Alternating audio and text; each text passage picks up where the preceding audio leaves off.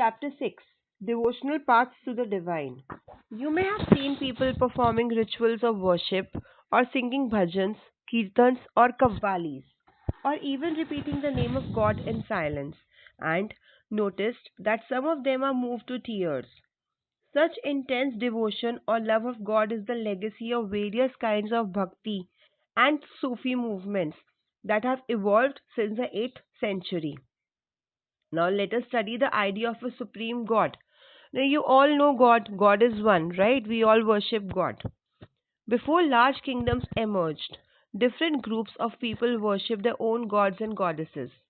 As people were brought together through the growth of towns, trade, and empires, new ideas began to develop.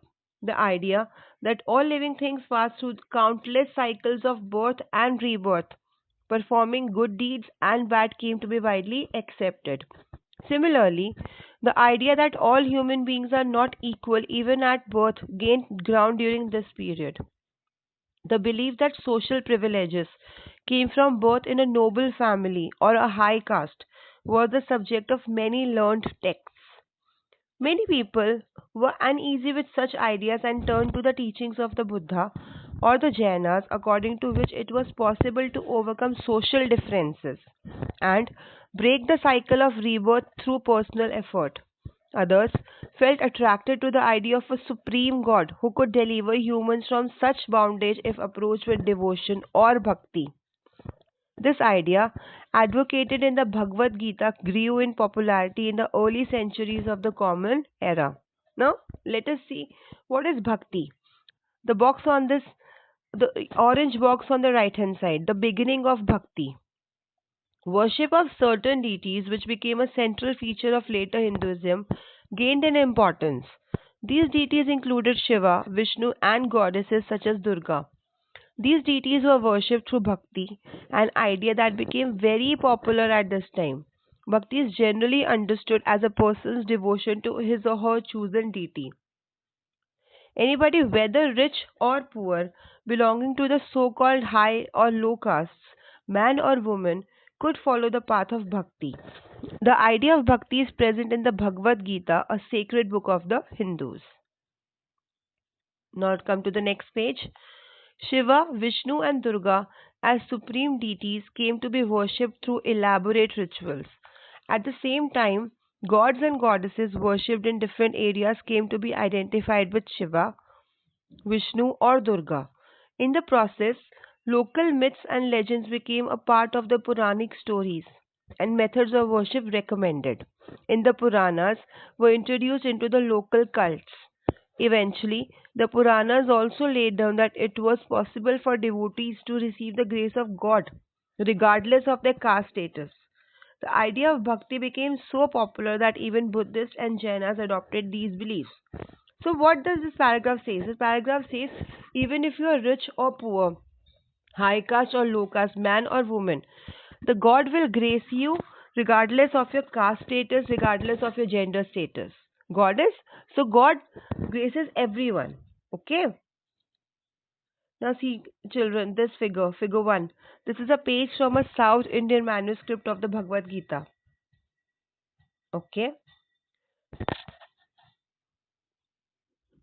Now Bhakti in South India, Nayanars and Alvars. The 7th to 9th century saw the emergence of new religious movements led by Nayanars. Nayanars were saints devoted to Shiva and Alvars, saints devoted to Vishnu, who came from all castes, including those considered untouchable like the Pulayar and the Panars. Now you have to learn this, children, that Nayanars were the saints that were devoted to Shiva and Alvars were the saints that were devoted to Vishnu. Now let's come to this line. Here they were sharply critical of the Buddhists and Jainas and preached ardent love of Shiva or Vishnu as a path to salvation. They drew upon the ideals of love and heroism as found in the Sangam literature, the earliest example of Tamil literature composed during the early centuries of the Common Era, and blended them with the values of bhakti.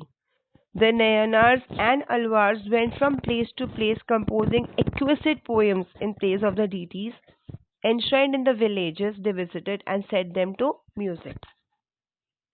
Next page. Nayanars and Alvars. This box. There were 63 Nayanars who belonged to different social backgrounds, such as potters, untouchable, workers, peasants, hunters, soldiers, brahmanas, and chiefs. The best known among them were Appar, Sambandar, Sundarar, and Manikavasagar. These were two sets of compilation of their songs, Tevaram and Tiruvakam. There were now about Alvars. There were 12 Alvars. So there were 63 Nayanars and there were 12 Alvars who came from equally divergent backgrounds. The best known being Peliyalvar, his daughter Andal, Tondara di Poddi Alvar and Namalvar. Their songs were compiled in the Divya Prabandham.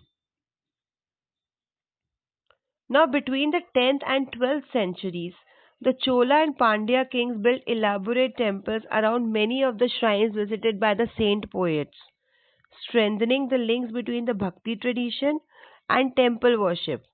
This was also the time when the poems were compiled. Besides, hagiographies or religious biographies of the Alvars and Nayanars were also composed. Today, we use these texts as sources for writing histories of the Bhakti tradition. Now, children, what is hagiography? Hagiography is writing of saint's life. You have to learn this definition. Hagiography is writing of saint's life. And this figure too, you can see a bronze image of Manikavasagar. Okay. Now the devotee and the Lord, the yellow box. This is a composition of Manikavasagar. Into my vile body of flesh you came, as though it were a temple of gold, and soothed me wholly and saved me. O Lord of grace, O gem most pure, sorrow and birth and death and illusion, you took from me and set me free. O bliss, O light, I have taken refuge in you, and never can I be parted from you. Now, how does the poet describe his relationship with the deity? He is describing his relationship with the deity as his soul. He says that I feel you inside my body. You are everywhere around me. You are inside my body. So the poet loves the God too much. Okay, now come to the next page. Philosophy and Bhakti. Shankara. Now we will read about Shankara here. Shankara, one of the most influential philosophers of India, was born in Kerala in the 8th century. So you have to learn this first line, where he was born and when he was born. So he was born in Kerala in the 8th century. He was an advocate of Advaita, or the doctrine of the oneness of the individual soul and supreme God, which is the ultimate reality. He taught that Brahman, the only or ultimate reality, was formless and without any attributes. Right? So he says that the ultimate reality of God is formless. He doesn't have any face, any body. So he is formless. He considered the world around us to be an illusion or Maya and preached renunciation of the world and adoption of the path of knowledge to understand the true nature of Brahman and attain salvation. Now Ramanuja. Now another person, Ramanuja. He was born in Tamil Nadu in the 11th century. Was deeply influenced by the Alvars. Now who were Alvars? Devoted saints to Vishnu. Now according to him, the best means of attaining salvation was through intense devotion to Vishnu. Okay? Vishnu in his grace helps the devotee to attain the bliss of union with him. He propounded the doctrine of Vishishtadvaita, or qualified oneness, in that the soul, even when united with the Supreme God, remained distinct. Ramanuja's doctrine greatly inspired the new strand of Bhakti which developed in North India subsequently. Now, Basavanna Virashaivism. Okay, we noted earlier the connection between the Tamil Bhakti movement and temple worship. This in turn led to a reaction that is best represented in the Virashaiva movement initiated by Basavanna and his companions like Allama Prabhu and Akka Mahadevi. This movement began in Karnataka in the mid 12th century. The Virashaivas argued strongly for the equality of all human beings and against Brahmanical ideas about caste and the treatment of women. They were also against all form of ritual and idol worship. Idol means murti, murti in Hindi. You all know there are murtis, right? Those are idols. Now next page. Virashaiva Vachanas.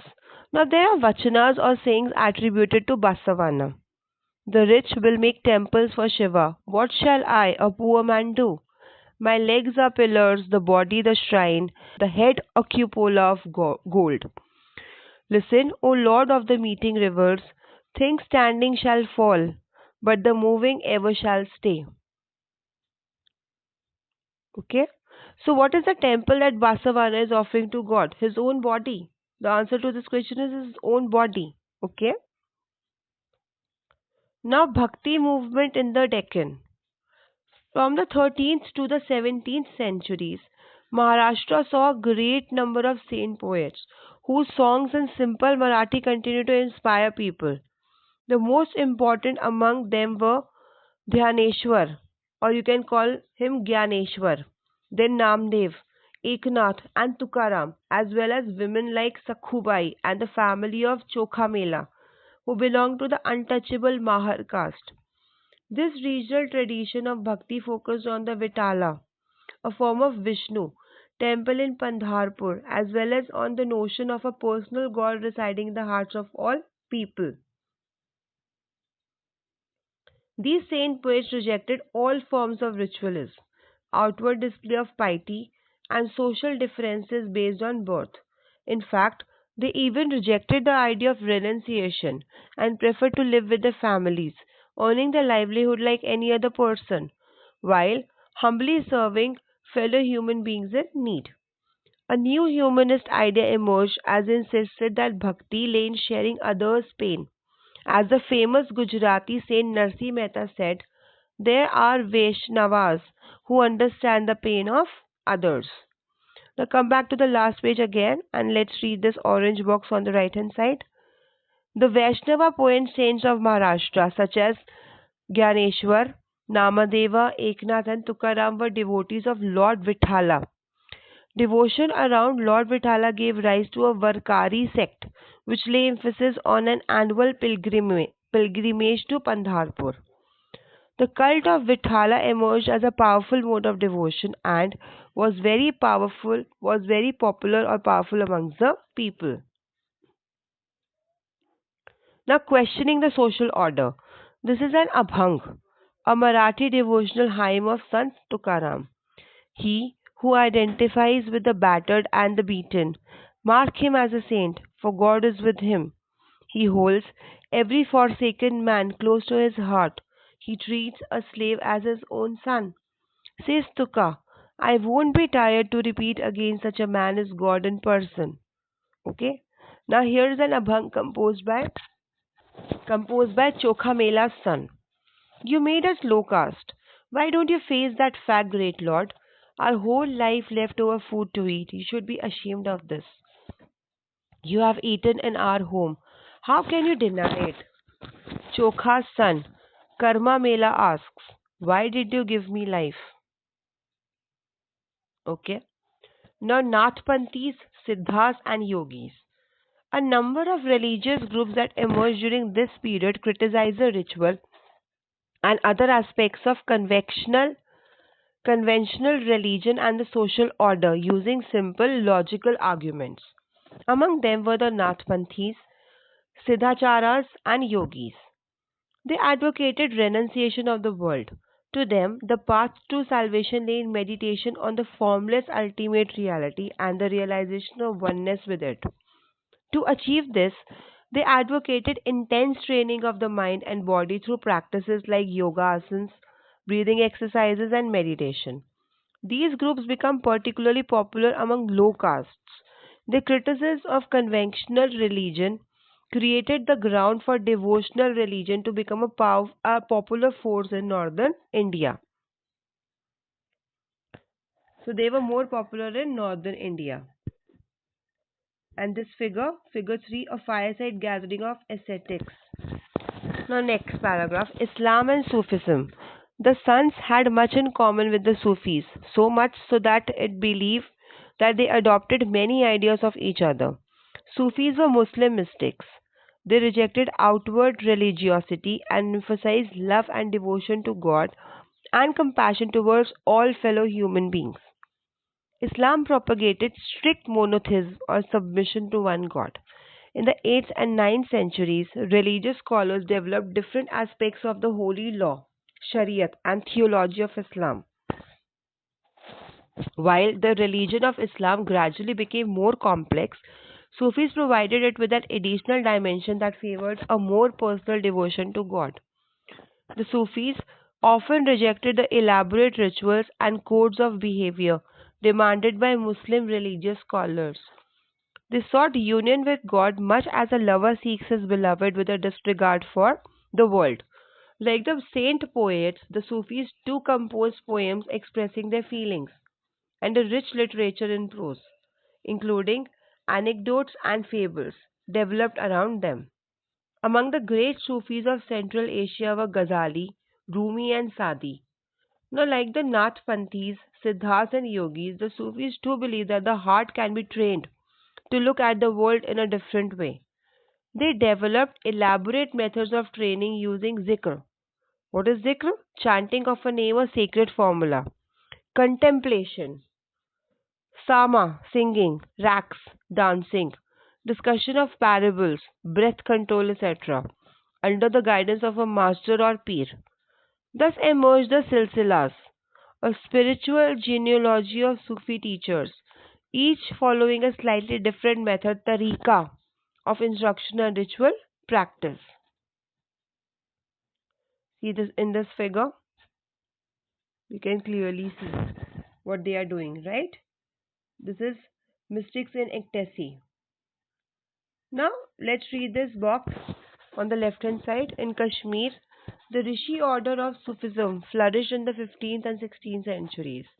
This order was established by Sheikh Nuruddin Wali, also known as Nund Rishi, and had a deep impact on the life of people in Kashmir. A number of shrines dedicated to Rishi saints can be found in many parts of Kashmir. Now, the next page. A large number of Sufis from Central Asia settled in Hindustan from the 11th century onwards. This process was strengthened with the establishment of the Delhi Sultanate, when several major Sufi centers developed all over the subcontinent. The Chishti Silsila was among the most influential orders. It had a long line of teachers like Khwaja Muinuddin Chishti of Ajmer, Kutubuddin Bakhtiyar Kaki of Delhi, Baba Farid of Punjab, Khwaja Nizamuddin Aulia of Delhi, and Banda Nawaz Gisudaraj of Gulbarg. The Sufi masters held their assemblies in their khankas or hospices. Now, what is hospices? Let's read here. The orange box on the right hand side. Hospice, house of rest for travelers, especially one kept by a religious order. Okay. So let's return back to our paragraph. Devotees of all descriptions, including members of the royalty and nobility, and ordinary people flocked to these khankas.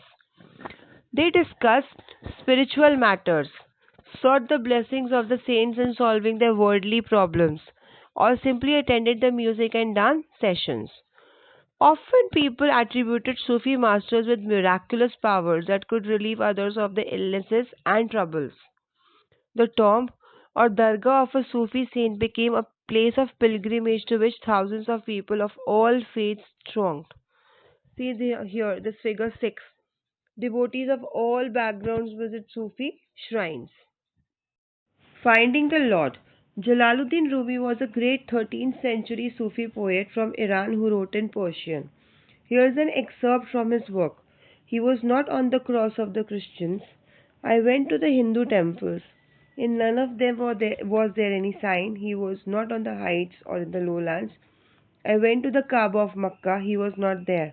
I asked him from Avicenna, the philosopher. He was beyond the range of Avicenna. I looked into my heart. In that his place, I saw him. He was in no other place. New religious developments in North India. The period after the 13th century saw a new wave of the Bhakti movement in North India. This was an age when Islam, Brahmanical Hinduism, Sufism, various strands of Bhakti, and the Nathpanthis, Siddhas, and Yogis influenced one another. We saw that new kingdoms were emerging, and people were taking up new professions and finding new roles for themselves. Such people, especially craftspersons, peasants, traders, and laborers, thronged to listen to these new saints and spread their ideas. Some of them, like Kabir and Baba Guru Nanak, rejected all orthodox religions. Others, like Tulsidas and Surdas, accepted existing beliefs and practices but wanted to make these accessible to all. Tulsidas conceived of God in the form of Ram.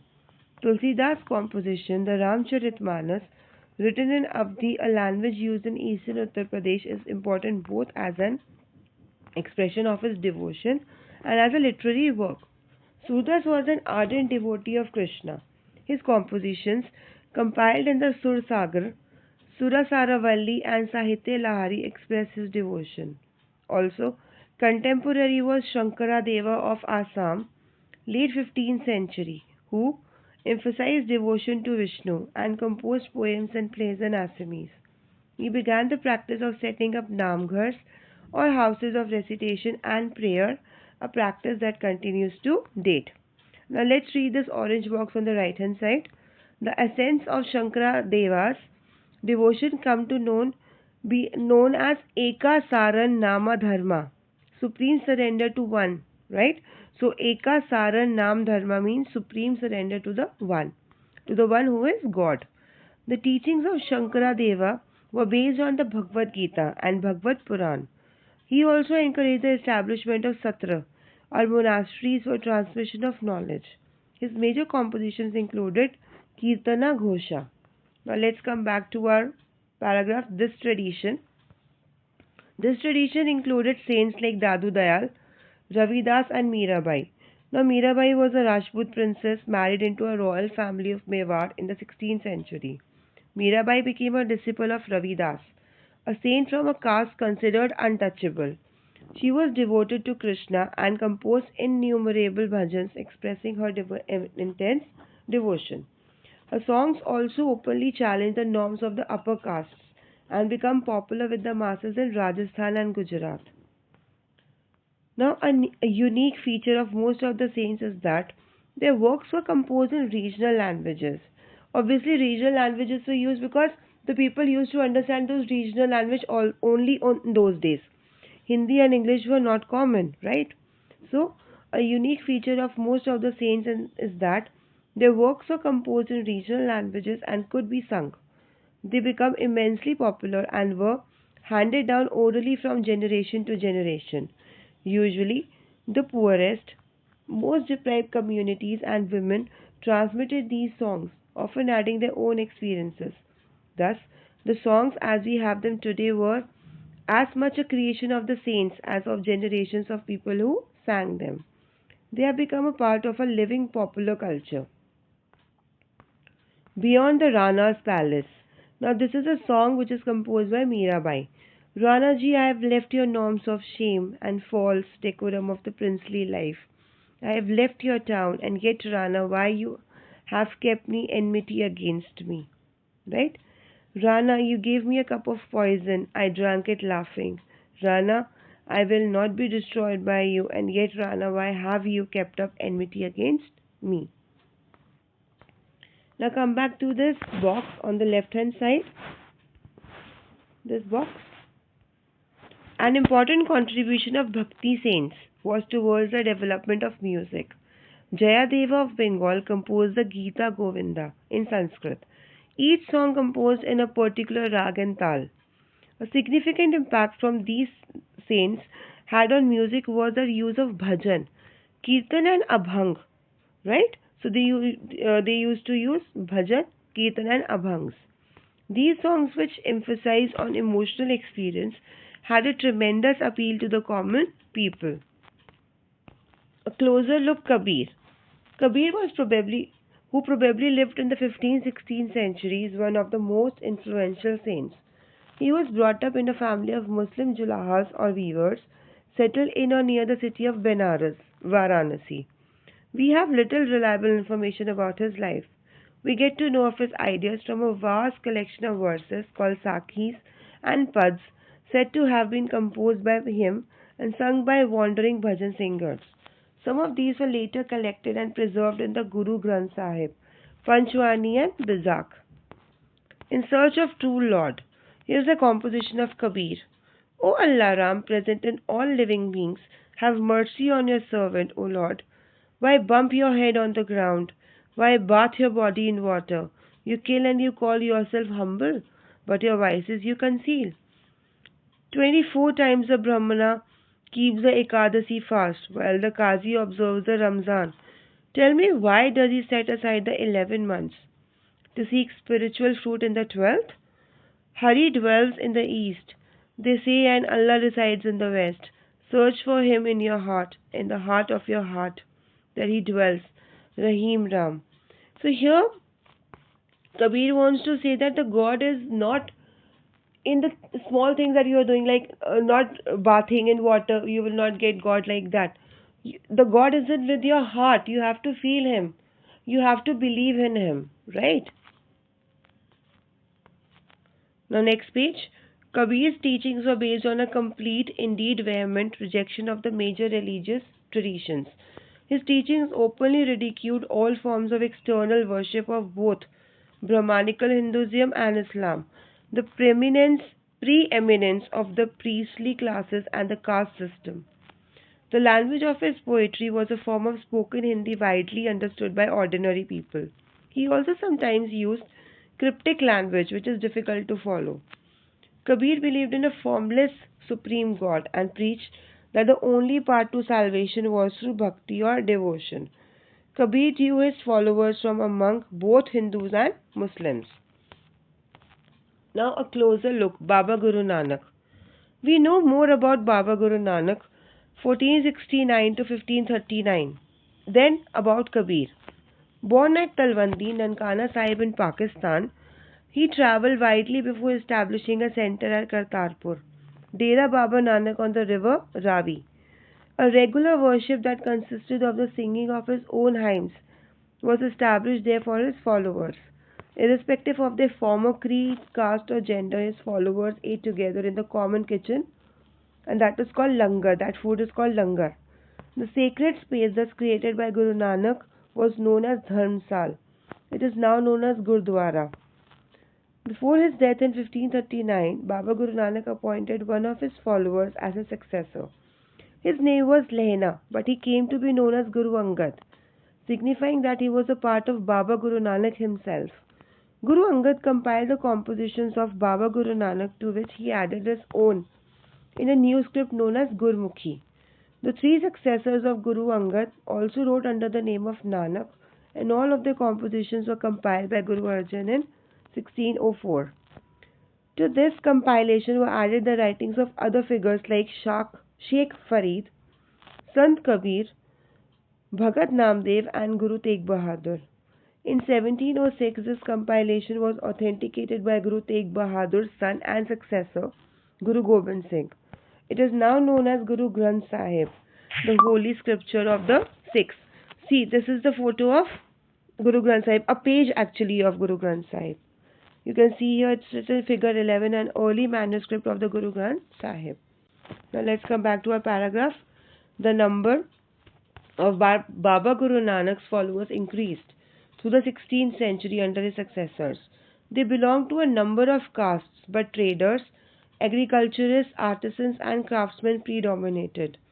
This may have something to do with Baba Guru Nanak's insistence that his followers must be householders and should adopt productive and useful occupations.